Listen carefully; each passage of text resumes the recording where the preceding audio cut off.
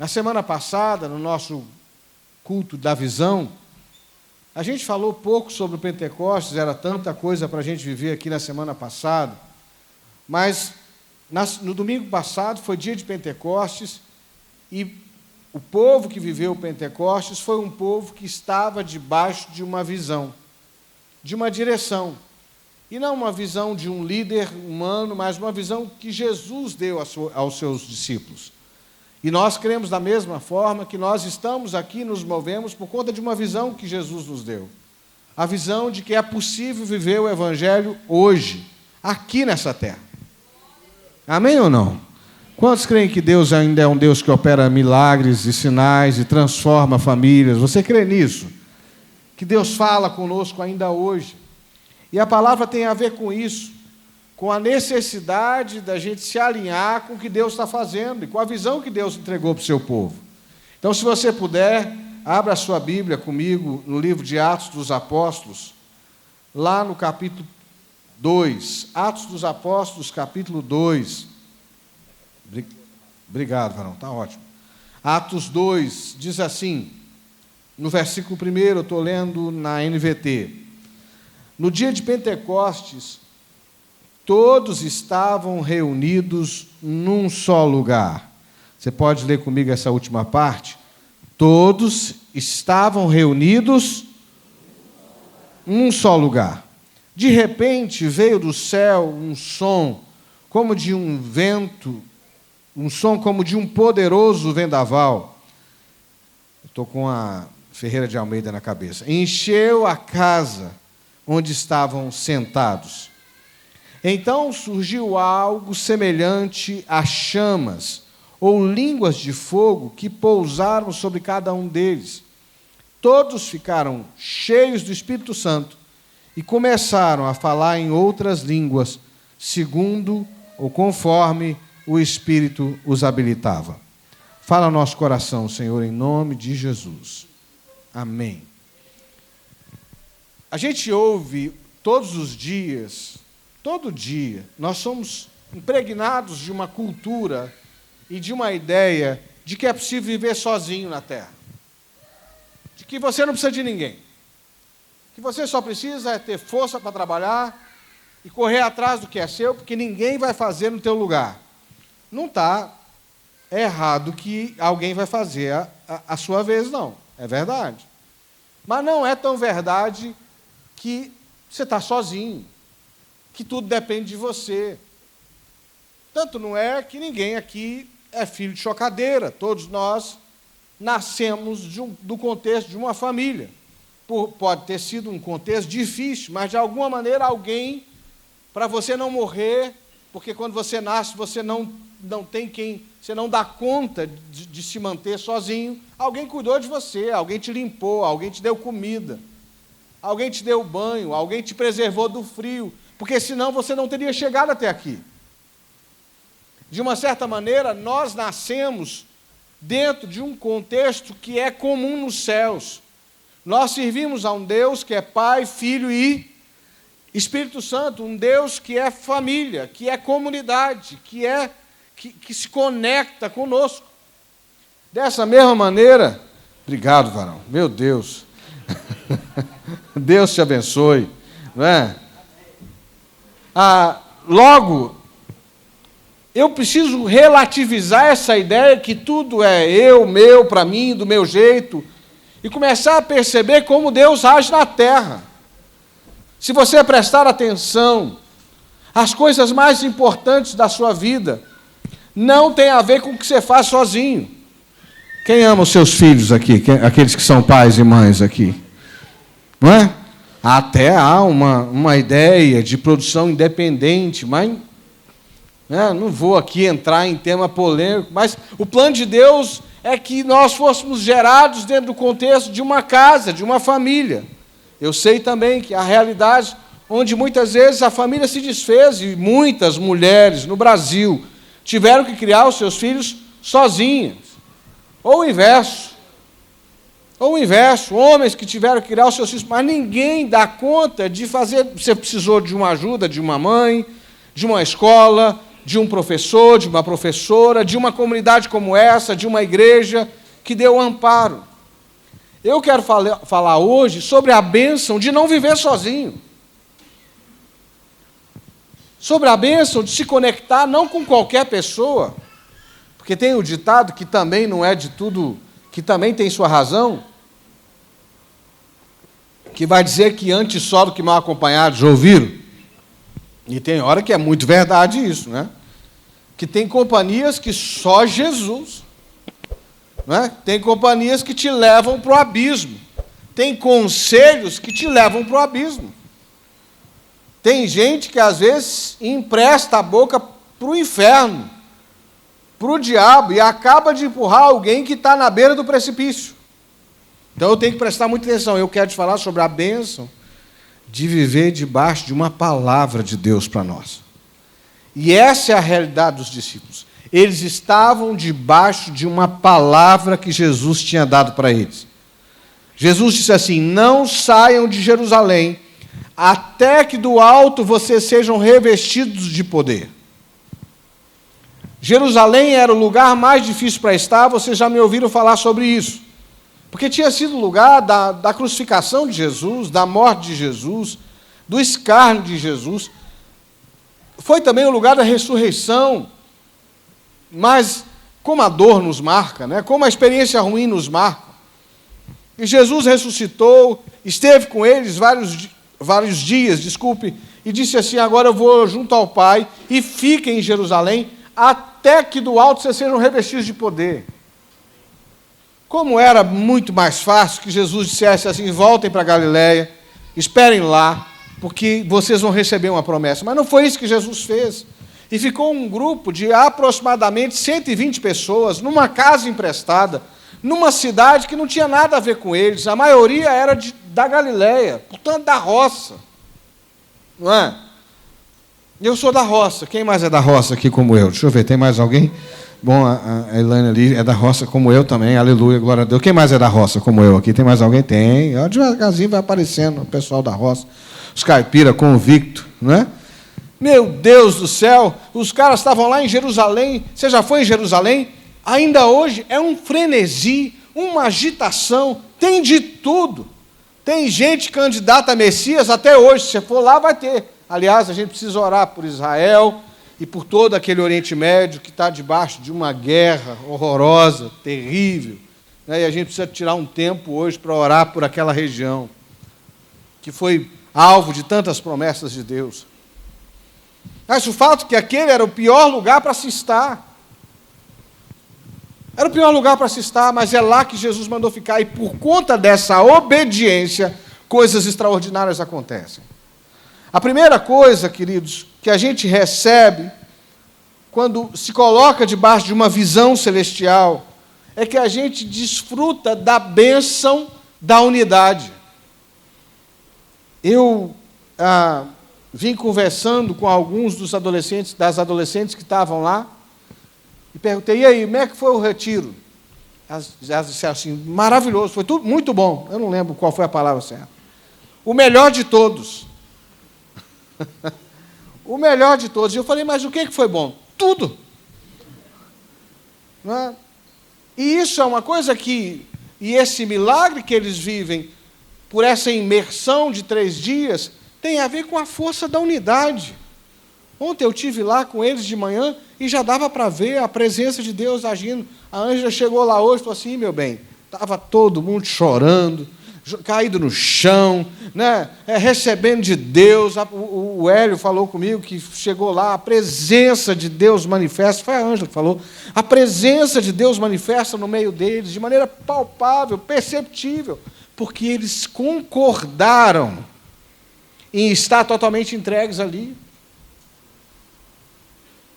Quando um povo concorda, é unânime em viver alguma coisa, coisas extraordinárias acontecem se essa coisa foi gerada por Deus.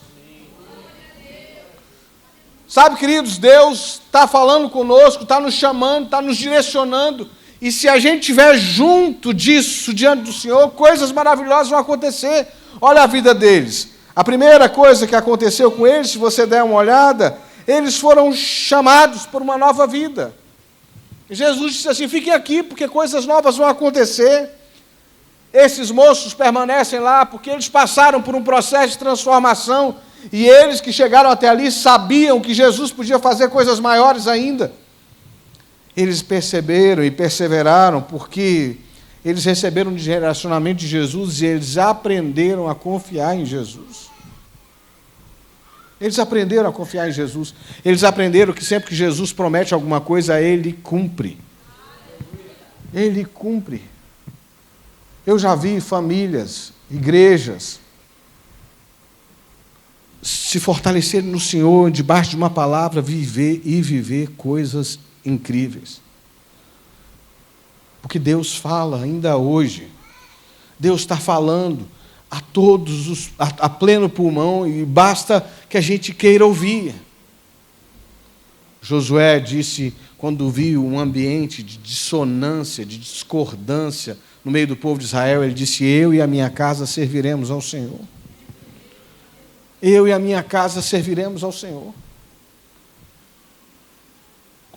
Será que eu e você estamos vivendo debaixo de concordância com a visão que Deus tem a nosso respeito? Ou nós estamos tentando fazer do nosso jeito?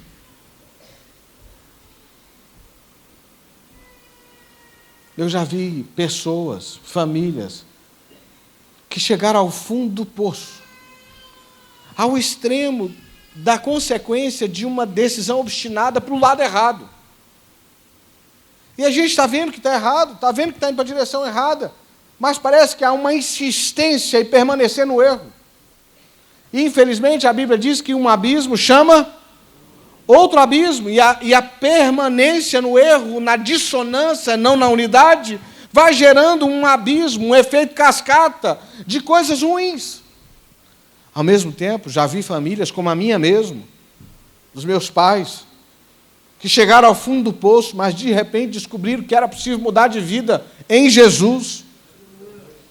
E apesar de serem muito diferentes, meus pais eram muito diferentes, meu pai e da minha mãe, eles decidiram em Deus que eles poderiam viver uma coisa nova e serem restaurados pelo Senhor. E eu sou abençoado até hoje pelo fruto da decisão deles. Eu sou abençoado até hoje porque minha mãe decidiu buscar Jesus quando não tinha mais nada para fazer. E às vezes numa casa, alguém tem que ser firme numa decisão de dizer: eu sei qual é a visão que Deus tem ao nosso respeito e eu vou pagar o preço por ela. Quando Deus me deu a visão da igreja de movimento, isso se tornou claro no meu coração, como essa luz está brilhando aqui diante de mim.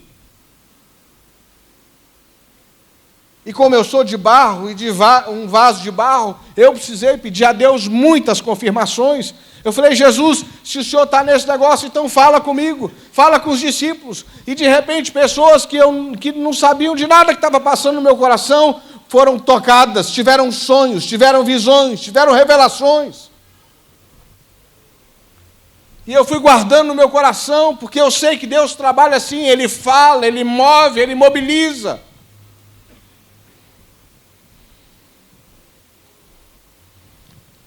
Nós precisamos decidir, porque não dá para viver o que Deus nos chamou para viver separadamente. Não dá para viver o que Deus nos chamou para viver por nossa própria conta. A gente precisa resolver, escolher. Como Daniel, lá no capítulo 1, no versículo 8, diz que Daniel resolveu firmemente não se contaminar. Daniel resolveu firmemente que não tomaria das iguarias do rei lá na Babilônia. E Deus o abençoou por isso, porque ele estava debaixo de uma visão. O apóstolo Paulo resolveu firmemente que ele viveria o que Deus tinha para ele, apesar das dificuldades da igreja primitiva em entender aquilo.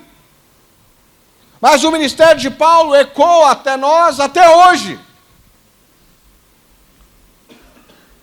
Sabe, queridos, eu e você precisamos tomar uma decisão firme de que nós vamos viver o plano de Deus para a nossa casa, para a nossa igreja, para a nossa célula, para a nossa família, porque Deus não é Deus de brincadeira, Deus não é homem para se arrepender do que prometeu, Ele é fiel a cada uma das suas promessas. Talvez você vai ter que passar pelo que os discípulos passaram, de permanecer num lugar hostil, de permanecer num lugar difícil, de permanecer num lugar que exige de você fé.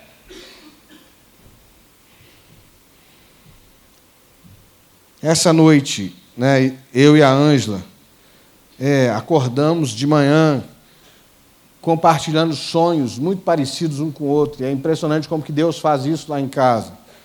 Como há poder na concordância. Tem dia que a gente deita, dorme e acorda e Deus falou comigo e com ela de maneira diferente, mas o mesmo assunto. E hoje essa foi uma noite dessas, em que a gente acordou, compartilhamos os sonhos que tivemos e não tem dúvida que Deus estava falando com a gente. E o recado de Deus para mim é: não negocie a visão por nada, não negocie a visão, porque Deus tem algo grande para fazer, não negocie a visão. Eu chamei o Hélio hoje, falei: olha, tive um sonho assim, assim, assim, me ajuda a não negociar a visão. Porque a minha característica marcante ao longo de toda a minha vida foi ser uma pessoa conciliadora, de tentar sentar com os mais diferentes e conciliar, e achar um meio termo, e tentar, sabe? E Deus está dizendo para mim: permanece firme na visão. Permanece firme na visão, porque a visão está para se cumprir. Ela vai chamar a atenção do mundo inteiro. O que Deus tem para fazer vai acontecer. A gente não tem que negociar, não tem que sair do prumo, tem que ficar firme naquilo que Deus mandou fazer.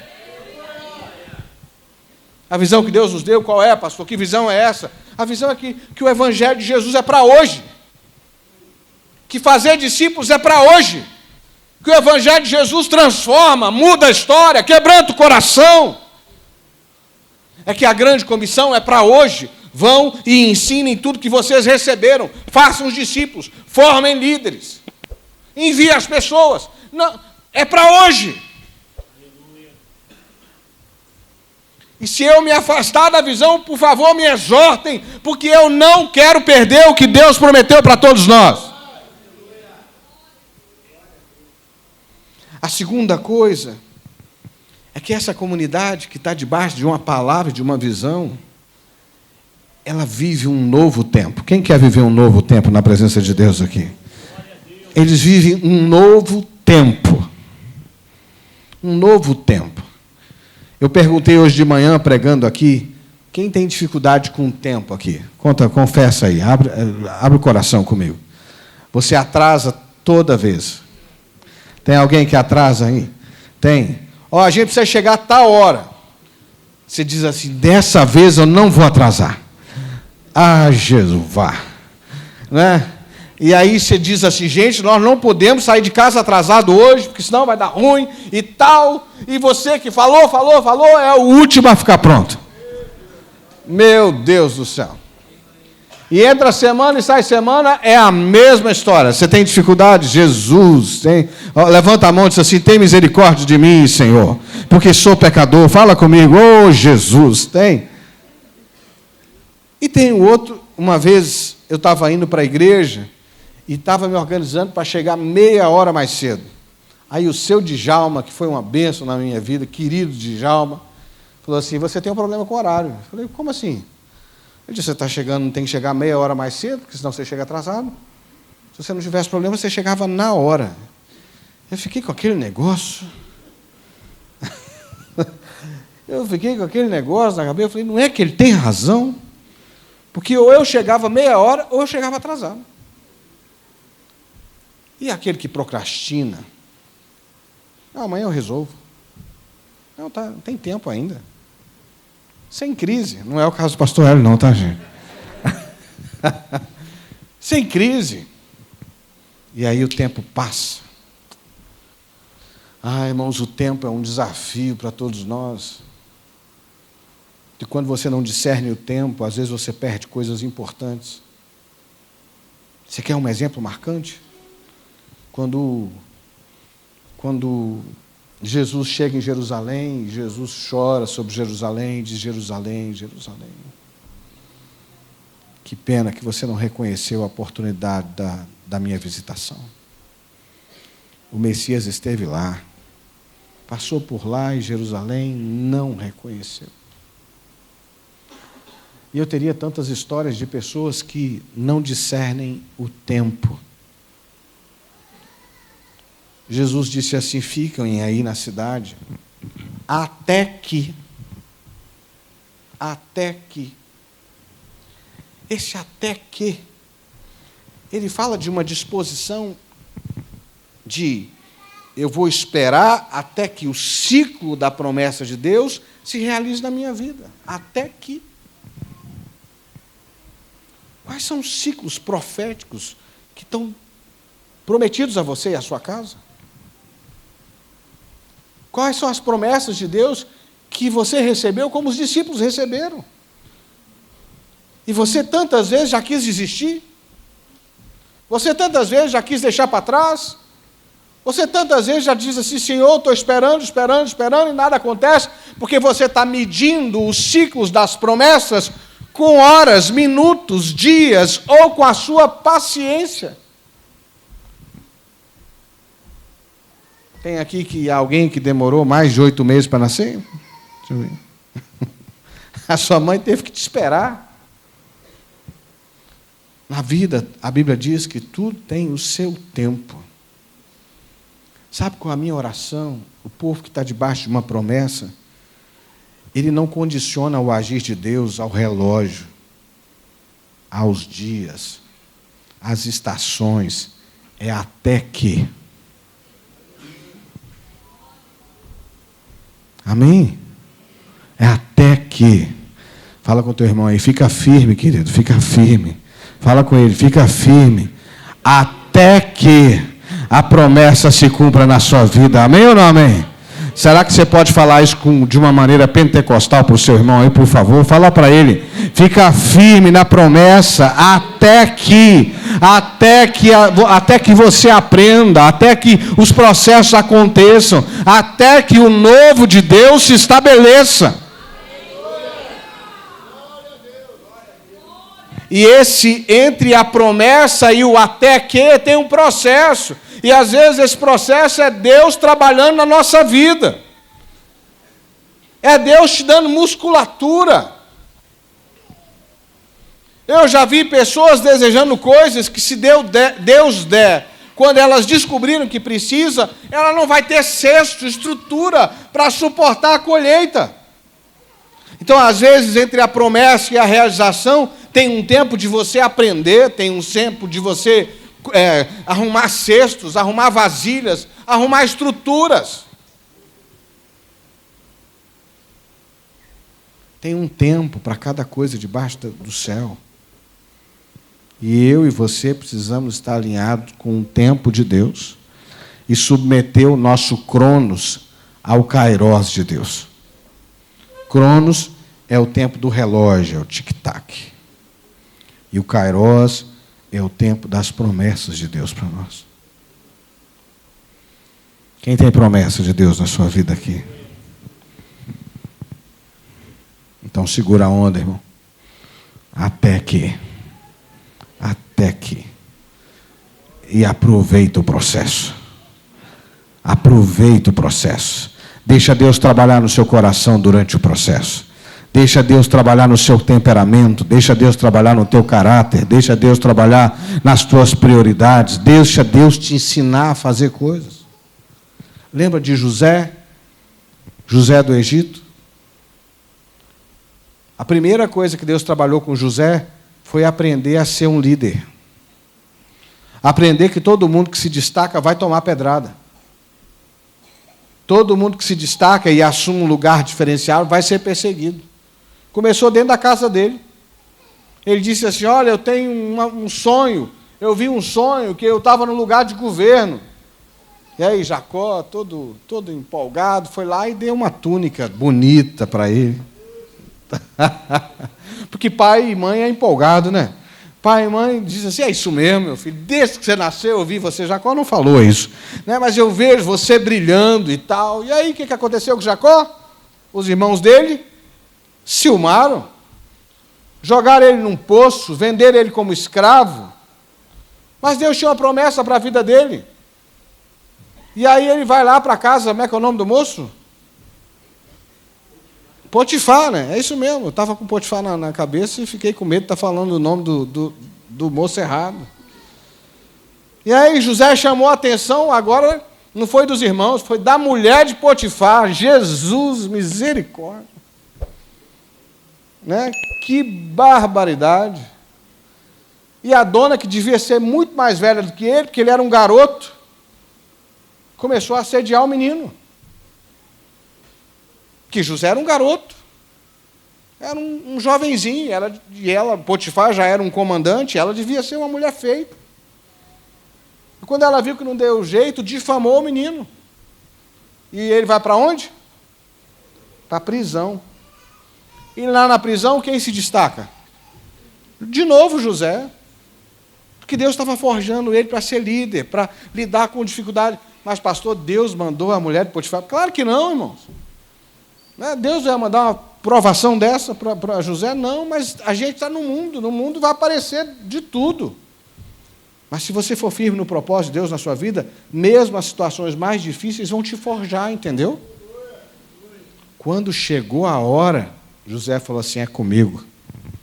Faraó estava lá, e aí o que estava na prisão com ele falou assim, eu conheci um moço que tinha o dom de interpretar sonhos. Quem sabe ele não interpreta o sonho do faraó?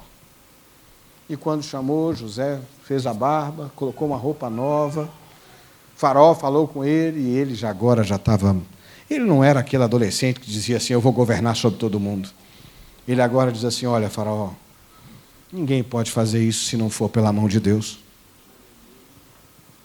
Porque ele já sabia. Ele não era aquilo tudo. Mas se Deus me falar, eu vou dizer para o senhor o que é o seu sonho. E assim foi. Faraó falou, José ouviu do Senhor, e logo foi colocado no lugar de governo. Você está entendendo? Nada será desperdiçado se você estiver debaixo de uma visão. Porque foi o apóstolo Paulo que disse que tudo coopera para o bem daqueles que amam a Deus. Agora, quando você está vivendo de maneira avulsa, você não está conectado a nada, aí fica muito complicado. Porque até a capacidade de discernir se é promessa de Deus, se é para ir, se é para ficar, se é para avançar, se é para retroceder, você vai ter dificuldade de entender. Mas no meio do povo de Deus, debaixo de uma visão, as coisas caminham para um lugar diferenciado. E por fim, queridos, eu queria que você lesse comigo, volta comigo lá no texto, por favor. No versículo 3. Você pode ficar em pé comigo, por favor? No versículo 3. Aí você diz, oba, o pastor está terminando. Versículo 3. Surgiu algo semelhante a chamas ou línguas de fogo que pousaram sobre cada um deles. Todos ficaram cheios do Espírito Santo e começaram a falar em outras línguas conforme o Espírito o habilitava. Eles começaram a falar, ali tinha gente de tudo quanto é lugar, e eles começaram a falar em línguas que as pessoas entendiam. Versículo 14 diz assim, então Pedro deu um passo à frente, porque alguns estavam dizendo que eles estavam bêbados. Pedro deu um passo à frente com os 11 e dirigiu-se em alta voz à multidão. Ouçam com atenção, todos vocês, povo da Judéia e habitantes de Jerusalém. Escutem o que eu lhes digo. Essas pessoas não estão bêbadas, como alguns de vocês pensam, pois são apenas 9h da manhã. Pelo contrário, o que vocês estão vendo foi o predito há tempo pelo profeta Joel. Nos últimos dias, disse Deus, derramarei meu espírito sobre todo tipo de pessoa. Seus filhos e suas filhas profetizarão. Os jovens terão visões e os velhos terão sonhos. Estamos ficando velhos, viu, meu bem?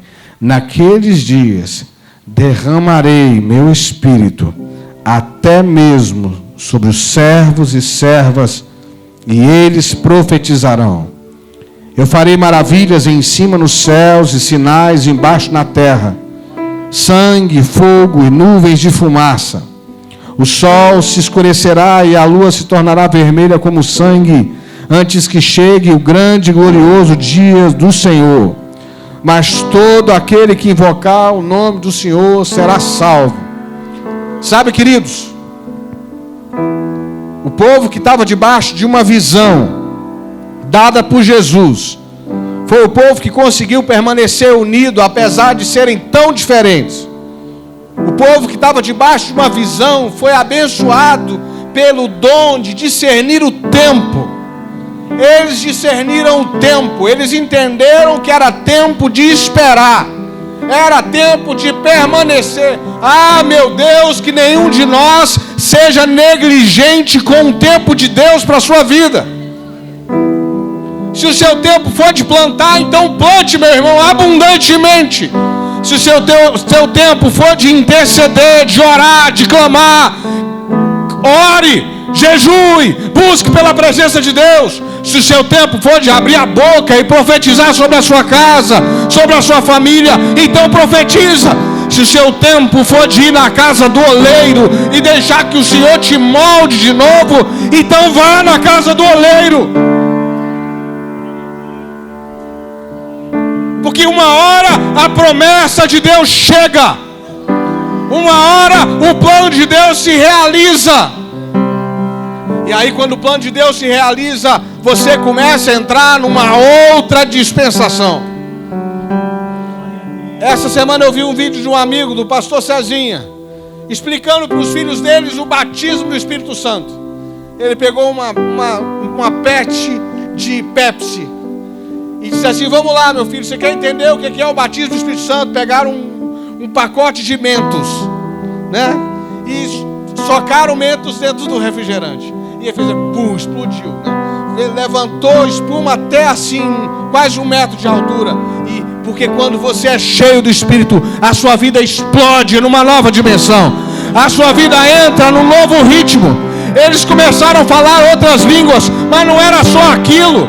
Eles começaram a falar outras línguas e eles receberam coragem. Estava todo mundo trancado dentro de casa. Lembra que Jesus ressuscitou e a casa estava toda trancada? Agora eles saem de lá do terraço da casa e vão lá para o meio da rua, dizendo: aleluia, glória a Deus, o Senhor é bom, a sua promessa se realizou na nossa vida. E aí aquela mesma sociedade que crucificou Jesus estava lá. Disseram: estão tudo bêbado, é um bando de não ter o que fazer, eles estão aí enquanto a gente está aqui trabalhando. E Pedro diz: ei, não é não. Sabe o que é? Tinha uma promessa sobre a nossa vida. O profeta Joel declarou coisas a nosso respeito, e hoje está acontecendo. O que está acontecendo aqui é que vocês estão vendo sobre toda a carne. Chegou um tempo da abundância do Espírito sobre os jovens, sobre os velhos, sobre os servos, sobre todos e todas, porque é a promessa de Deus se realizando. Sabe o que Pedro estava dizendo? Chegou a nossa hora, chegou a nossa vez. Nós somos a geração profética de quem Joel falou há décadas, há séculos atrás. Nós somos a geração profética. E o que é que faz que Pedro tenha essa coragem? É o Espírito Santo. O povo que anda debaixo de uma visão dada por Deus será nutrido por esse próprio Deus. E não tem a ver com a visão humana, não tem a ver com a nossa declaração de visão, não é disso que eu estou falando. A visão é a visão de Jesus, é a visão do reino de Deus, é a mensagem de Jesus que diz: arrependei-vos, porque é chegado o reino de Deus.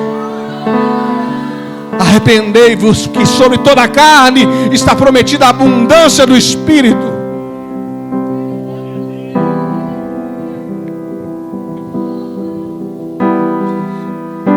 Eu sou parte de uma geração profética. Quem mais é parte de uma geração profética?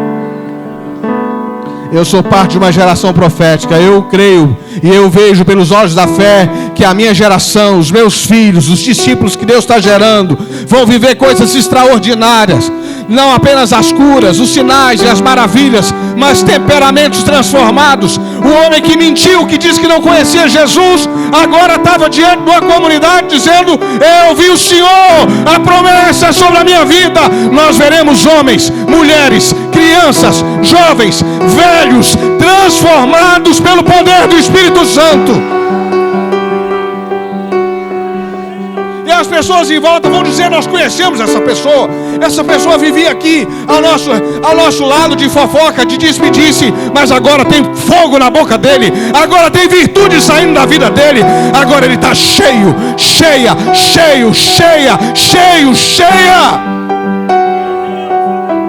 Sabe o que Deus falou para mim nessa noite? Não negocie a visão, porque eu estou para fazer uma coisa grande. Não negocie a visão, porque eu estou para fazer uma coisa grande. Não tem a ver comigo, tem a ver comigo e com você também. Tem a ver com eu e você andando em novidade de vida. Eu e você manifestando o sobrenatural de Deus na terra.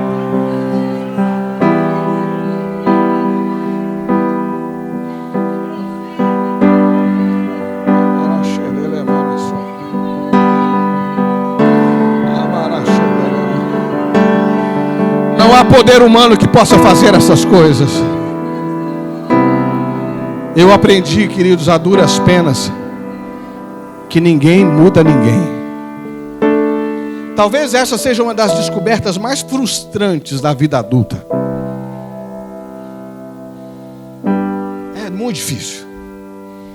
Quando a gente fica adulto e descobre isso, meu Deus, é muito difícil. Que as pessoas não mudam.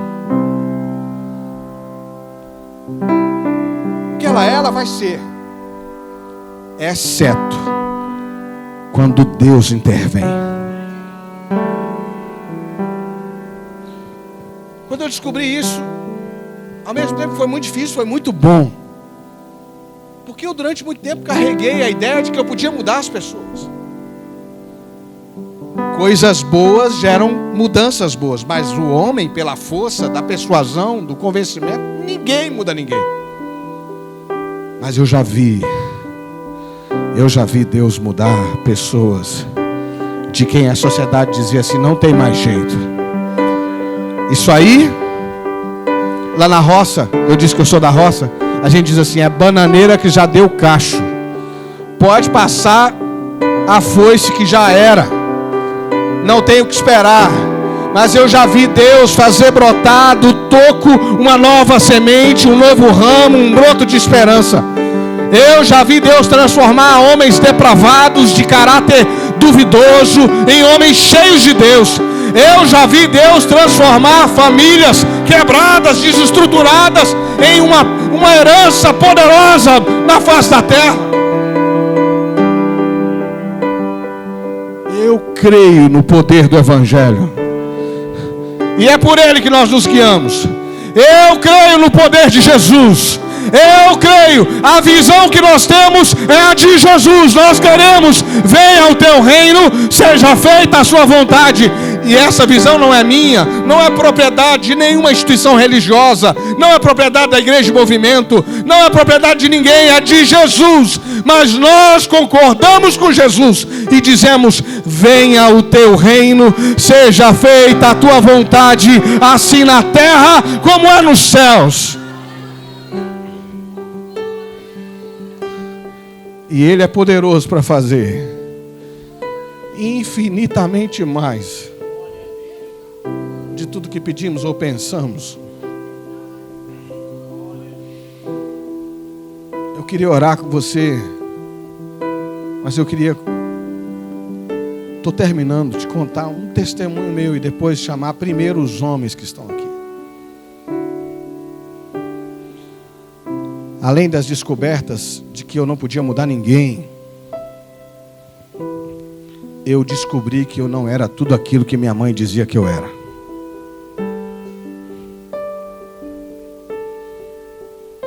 Eu descobri que tinha áreas do meu caráter que precisavam ser transformadas.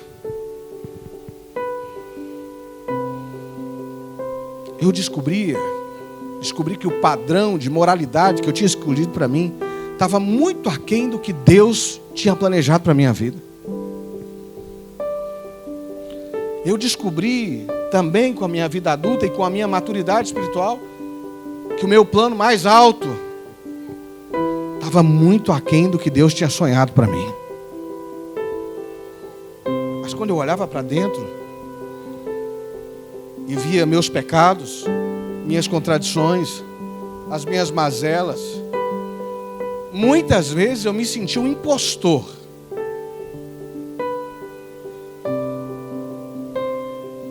Até que o Espírito Santo falou ao meu coração que quem mudava a minha vida era Ele.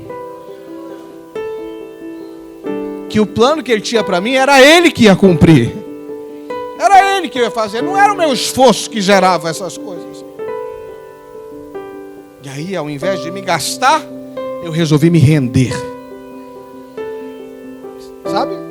Ao invés de produzir a minha mudança, eu resolvi me submeter. E aí eu comecei a experimentar um novo nível de mudança. E eu continuo lá, rendido, submetido, porque eu sei que aquele que começou a boa obra, Ele vai completar. Mas eu já não estou mais cabisbaixo com as minhas misérias, porque elas já foram lançadas na cruz do Calvário. E o meu Senhor me mostrou que Ele é grande, está sonhando coisas maravilhosas com a minha vida, com a minha casa, com os meus filhos, com os discípulos que o Senhor me convidou. Eu queria convidar os homens que estão aqui. A gente já orou pelas famílias. Se você, meu irmão, já viveu ou está vivendo alguma coisa parecida com o que eu vivi, e você quer tomar uma decisão de como Pedro ser movido pelo sobrenatural e passar a viver debaixo de uma visão, de uma direção profética para a sua vida, eu queria convidar primeiro os homens. Eu queria convidar você a dar um passo de fé e vir aqui à frente, se colocar aqui comigo. Todos os homens que precisam disso, venham aqui à frente, se coloque na posição.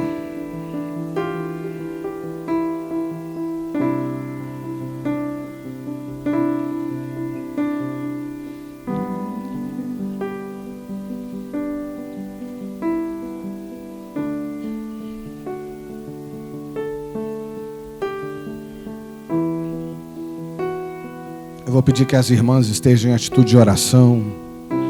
Estejam em atitude de oração. Meu Deus, nós estamos aqui na Tua presença.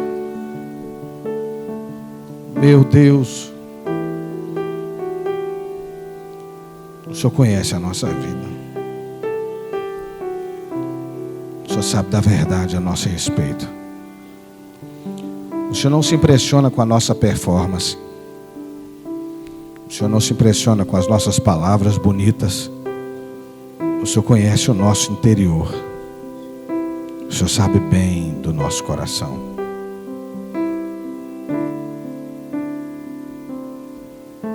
Nós pedimos hoje que o Senhor, que é Deus, revela-nos a Tua vontade e revela-nos Jesus. Como Pedro, que a profecia é sobre nós. Tem a ver conosco, tem a ver com a nossa vida, com a nossa casa, com a nossa família. Que nessa noite haja uma mudança sobrenatural na nossa casa, na nossa vida, mas a começar de dentro de nós. Muda a nossa história. Dá-nos consciência dos nossos pecados. Dá-nos consciência da nossa impotência. Tira dos nossos lábios toda palavra frívola, toda palavra vazia, e coloca nos nossos lábios uma palavra de arrependimento, de quebrantamento, de dependência de Deus. Ó Deus, que os nossos filhos olhem para nós e vejam um vaso rendido na Tua presença. Meu Deus, o Senhor pode fazer uma coisa extraordinária hoje. E nós clamamos, opera em nós hoje um milagre. Derrama sobre nós o Teu Espírito. Dá-nos uma mente transformada em nome de Jesus. Dá-nos uma mente transformada em nome de Jesus. Tira todo o ranço do pecado, de uma sociedade arrogante, altiva, e dá-nos um coração rendido à tua presença hoje, meu Deus. Para que a começar de nós uma mudança extraordinária aconteça na nossa casa. Que a partir de nós, Senhor, uma mudança extraordinária aconteça no nosso ambiente de trabalho. A partir de nós, milagres, sinais, maravilhas. Que ao abrir e fechar os nossos lábios, coisas extraordinárias aconteçam. Em nome de Jesus. Em nome de Jesus. Meu Deus, em nome de Jesus. Eu vou pedir que os irmãos continuem aqui, mas vou pedir que enquanto você ora, a gente chegasse para as laterais do altar. Chega para as laterais do altar, por favor. Abre o espaço no meio aqui. Enquanto nós oramos, eu queria convidar as irmãs que precisam de uma vida cheia do Espírito e querem se render a Jesus de uma maneira nova. Venham aqui à frente, por favor. Venham, queridas, venham em nome de Jesus. Você que quer viver no modo sobrenatural, você que quer viver de uma maneira transformada, venham aqui à frente em nome de Jesus. E venham dizer: Jesus, a minha vida está nas tuas mãos. Eu quero ser transformada pelo Senhor e pelo teu poder. Eu quero ser transformada pelo Senhor e pelo teu poder. Em nome de Jesus, eu quero parar de me mover no modo carne, no modo impulso, no modo emoção. Eu quero começar a me mover. Dê um passo à frente, irmãos, por favor. Eu quero começar a me mover no modo sobrenatural. Eu quero aprender a esperar. Eu quero andar em unidade. Eu não posso abrir mão da unidade na minha casa. Isso vale para todos nós. Nós não podemos abrir mão da unidade da nossa casa. Nós vamos zelar pela unidade da nossa casa. Nós vamos discernir o tempo e as estações. E nós vamos esperar até que o Senhor cumpra a sua vontade em nós. Aleluia. Louvado seja o nome do Senhor. Minha irmã, põe a mão no seu coração, por favor. Você pode orar. Ore a Jesus. Ore a Jesus. Ah, Espírito Santo de Deus, o Senhor é tão bom. O Senhor é tão bom. O Senhor é tão bom. O Senhor é tão bom. Espírito Santo, coloque o coração de cada filha tua nas tuas mãos agora. Derrama óleo que cura feridas. Derrama óleo que revela a verdadeira identidade. Gera em nós a expectativa certa. Diga comigo assim, minha irmã: eu não vou mais esperar pelo pior. Eu vou esperar o melhor de Deus. Porque tem promessa sobre a minha vida. Tem promessa sobre a minha casa. Tem promessa sobre a minha família. Eu vou esperar o melhor de Deus. Até que a promessa de Deus se realize na minha vida. Até que a promessa de Deus se realize sobre a minha casa. Ai, Jesus. Nós somos teu povo, Deus. A tua igreja aqui reunida.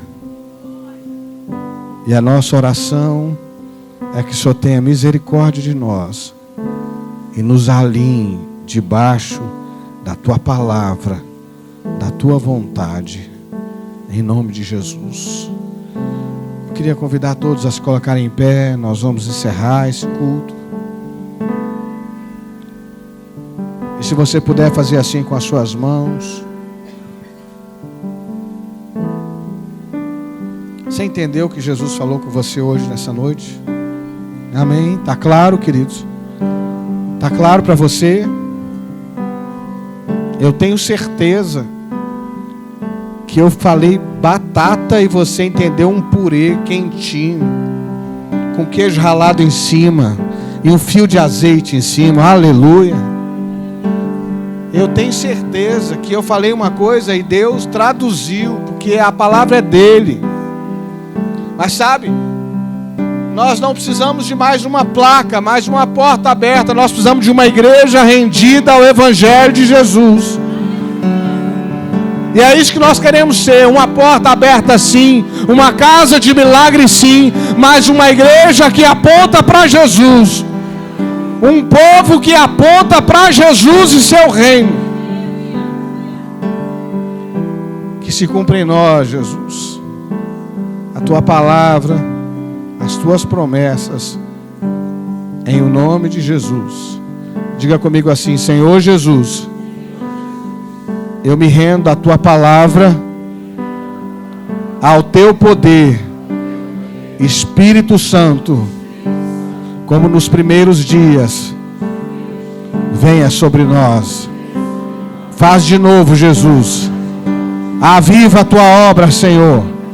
A começar de mim, Jesus. Aviva no Senhor. Aviva no Senhor.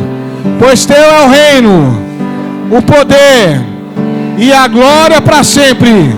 Aviva no Senhor e cumpre em nós a tua vontade. Aviva no Senhor e transforme os nossos corações para a glória de Jesus, o nosso Senhor. Em nome de Jesus. Amém. Amém.